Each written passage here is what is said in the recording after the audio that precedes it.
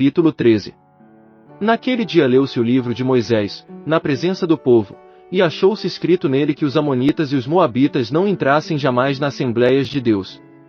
Porquanto não tinham saído ao encontro dos filhos de Israel com pão e água, mas contra eles assalariaram Balaão para os amaldiçoar.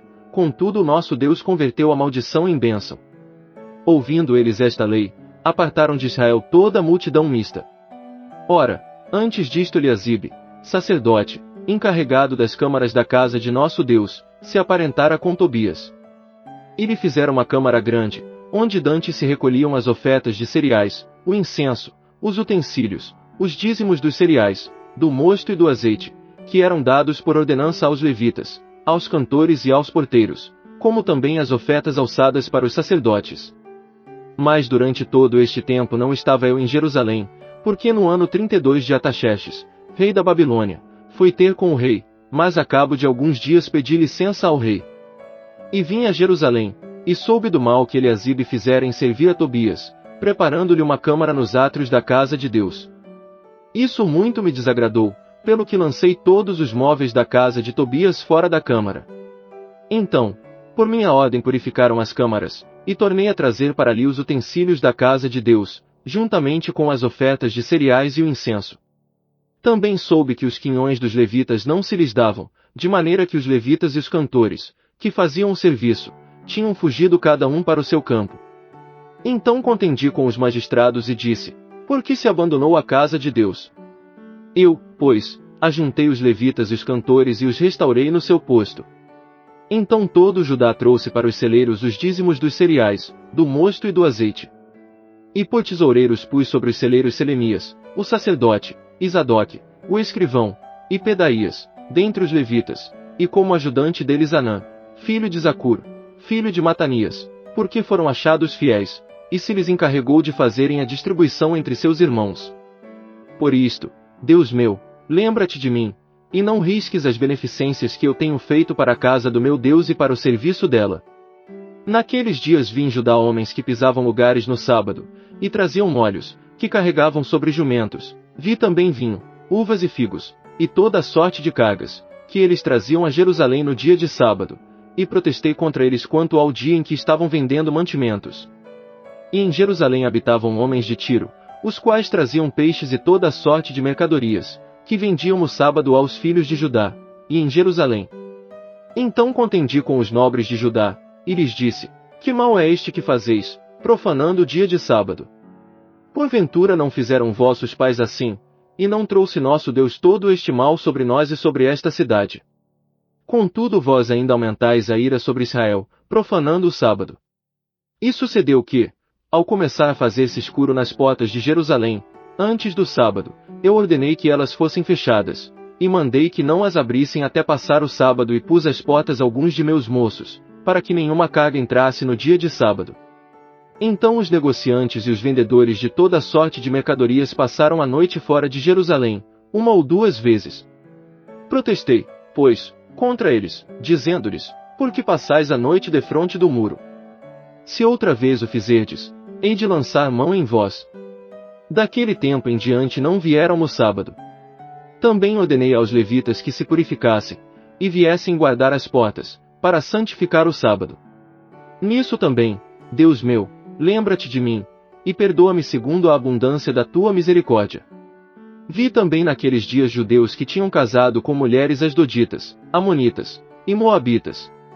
E seus filhos falavam no meio asdodita, e não podiam falar judaico, senão segundo a língua de seu povo. Contendi com eles, e os amaldiçoei, espanquei alguns deles e, arrancando-lhes os cabelos, os fiz jurar por Deus, e lhes disse: não darei vossas filhas a seus filhos, e não tomareis suas filhas para vossos filhos, nem para vós mesmos. Não pecou nisso Salomão, rei de Israel. Entre muitas nações não havia rei semelhante a ele, e ele era amado de seu Deus, e Deus o constituiu rei sobre todo Israel.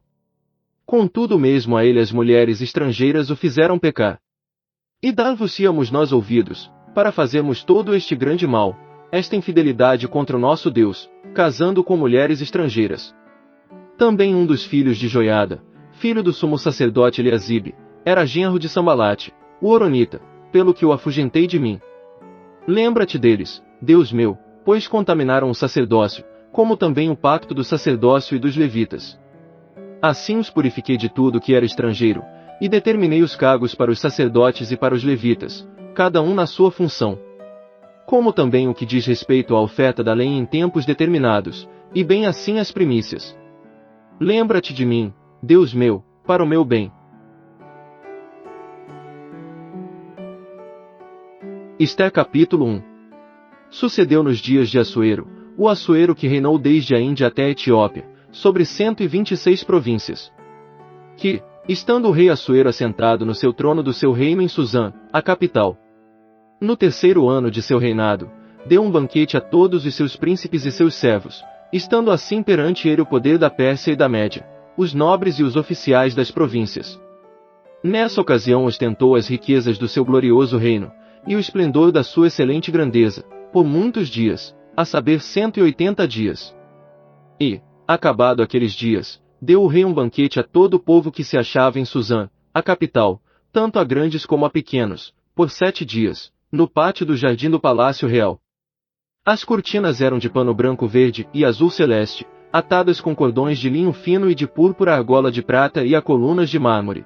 Os leitos eram de ouro e prata sobre um pavimento mosaico de pórfiro, de mármore, de madrepérola e de pedras preciosas. Dava-se de beber em copos de ouro, os quais eram diferentes uns dos outros, e havia vinho real em abundância, segundo a generosidade do rei. E bebiam como estava prescrito, sem constrangimento, pois o rei tinha ordenado a todos os oficiais do palácio que fizessem conforme a vontade de cada um. Também a rainha Vasti deu um banquete às mulheres no palácio do rei Assuero. Ao 7º dia, o rei, estando já o seu coração alegre do vinho, mandou a Melmã, Bista, Arbona, Bigta, Abacta, Zétar e Carcás, os 7 eunucos que serviam na presença do rei Assuero, que introduzissem à presença do rei a rainha Vasti, com a coroa real, para mostrar aos povos e aos príncipes a sua formosura, pois era famosíssima.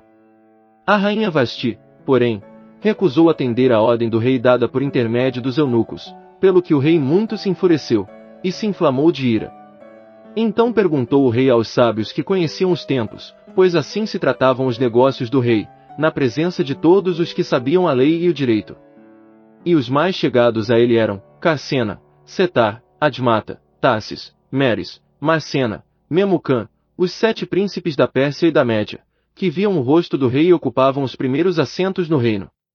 O que se devia fazer, segundo a lei, a rainha Vasti, por não haver cumprido a ordem do rei Assuero dada por intermédio dos eunucos? Respondeu Memucã na presença do rei e dos príncipes, não somente contra o rei pecou a rainha Vasti, mas também contra todos os príncipes, e contra todos os povos que há em todas as províncias do rei Assuero. Pois o que a rainha fez chegará ao conhecimento de todas as mulheres, induzindo-as a desprezarem seus maridos quando se disser, o rei Assuero mandou que introduzissem à sua presença a rainha Vasti, e ela não veio. E neste mesmo dia as princesas da Pérsia e da Média, sabendo do que fez a rainha, dirão o mesmo a todos os príncipes do rei, e assim haverá muito desprezo e indignação.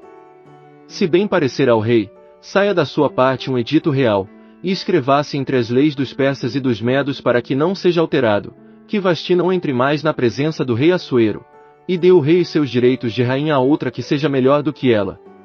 E quando o decreto que o rei baixar for publicado em todo o seu reino, grande como é, todas as mulheres darão honra a seus maridos, tanto aos nobres como aos humildes. Pareceu bem este conselho ao rei e aos príncipes, e o rei fez conforme a palavra de Memucã, enviando cartas a todas as províncias do rei, a cada província segundo o seu modo de escrever e a cada povo segundo a sua língua, mandando que cada homem fosse senhor em sua casa, e que falasse segundo a língua de seu povo. Esté capítulo 2. Passadas estas coisas e aplacada a ira do rei Assuero, lembrou-se ele de Vasti, do que ela fizera e do que se decretará a seu respeito. Então disseram os servos do rei que lhe ministravam, busquem-se para o rei moças virgens e formosas. Ponha o rei em todas as províncias do seu reino oficiais que ajuntem todas as moças virgens e formosas em Susã, a capital, na casa das mulheres, sob a custódia de Hegai, eunuco do rei, guarda das mulheres, e deem-se-lhes os seus cosméticos. E a donzela que agradar ao rei seja rainha em lugar de Vasti. E isso pareceu bem ao rei, e ele assim fez. Havia então em Susã, a capital, certo judeu, benjamita, cujo nome era Mardoqueu, filho de Jair, filho de Simei, filho de Quis, que tinha sido levado de Jerusalém com os cativos que foram deportados com Jecônias, rei de Judá, o qual Nabucodonosor, rei de Babilônia, transportara. Criará ele Adassa, isto é, Ester, filha de seu tio, pois não tinha ela nem pai nem mãe, e era donzela esbelta e formosa, e, morrendo seu pai e sua mãe, Mardoqueu a tomara por filha. Tendo-se divulgado a ordem do rei e o seu edito, e ajuntando-se muitas donzelas em Susã, a capital, sob a custódia de Hegai, levaram também Ester ao palácio do rei, a custódia de Hegai, guarda das mulheres. E a donzela agradou-lhe, e alcançou o favor dele, pelo que ele se apressou em dar-lhe os cosméticos e os devidos alimentos, como também 7 donzelas escolhidas do palácio do rei, e a fez passar com as suas donzelas ao melhor lugar na casa das mulheres. Ester, porém, não tinha declarado o seu povo nem a sua parentela, pois Mardoqueu lhe tinha ordenado que não o declarasse. E cada dia Mardoqueu passeava diante do pátio da casa das mulheres, para lhe informar como Ester passava e do que lhe sucedia. Ora, quando chegava a vez de cada donzela vir ao rei Assuero, depois que fora feito a cada uma segundo prescrito para as mulheres, por 12 meses, pois assim se cumpriam os dias de seus preparativos, a saber, 6 meses com óleo de mirra, e 6 meses com especiarias e ungüentos em uso entre as mulheres. Desta maneira vinha a donzela ao rei, dava-lhe tudo quanto ela quisesse para levar consigo da casa das mulheres para o palácio do rei. À tarde ela entrava, e pela manhã voltava para a segunda casa das mulheres, a custódia de Sasgás, eunuco do rei, guarda das concubinas. Ela não tornava mais ao rei, salvo se o rei desejasse, e fosse ela chamada por nome. Ora, quando chegou a vez de Ester, filha de Abeu, tio de Mardoqueu, que a tomara por sua filha, para ir ao rei, coisa nenhuma pediu senão o que indicou Hegai, eunuco do rei, guarda das mulheres. Mas Ester alcançava graça aos olhos de todos quantos haviam. Ester foi levada ao rei Assuero, ao palácio real, no 10º mês, que é o mês de Tebete, no 7º ano de seu reinado. E o rei amou a Ester mais do que a todas as mulheres, e ela alcançou graça e favor diante dele mais do que todas as virgens, de sorte que lhe pôs sobre a cabeça a coroa real, e a fez rainha em lugar de Vasti. Então o rei deu um grande banquete a todos os seus príncipes e aos seus servos, era um banquete em honra de Ester, e concedeu alívio às províncias, e fez presentes com régia liberalidade. Quando pela segunda vez se ajuntavam as virgens, Mardoqueu estava sentado à porta do rei. Ester, porém, como Mardoqueu lhe ordenara, não tinha declarado a sua parentela nem o seu povo, porque obedecia às ordens de Mardoqueu como quando estava sendo criada em casa dele. Naqueles dias, estando Mardoqueu sentado à porta do rei, 2 eunucos do rei, os guardas da porta, Bigtã e Teres, se indignaram e procuravam tirar a vida ao rei Assuero. E veio isto ao conhecimento de Mardoqueu, que revelou a rainha Ester, e Ester o disse ao rei em nome de Mardoqueu. Quando se investigou o negócio e se achou ser verdade, ambos foram enforcados, e isso foi escrito no livro das crônicas perante o rei.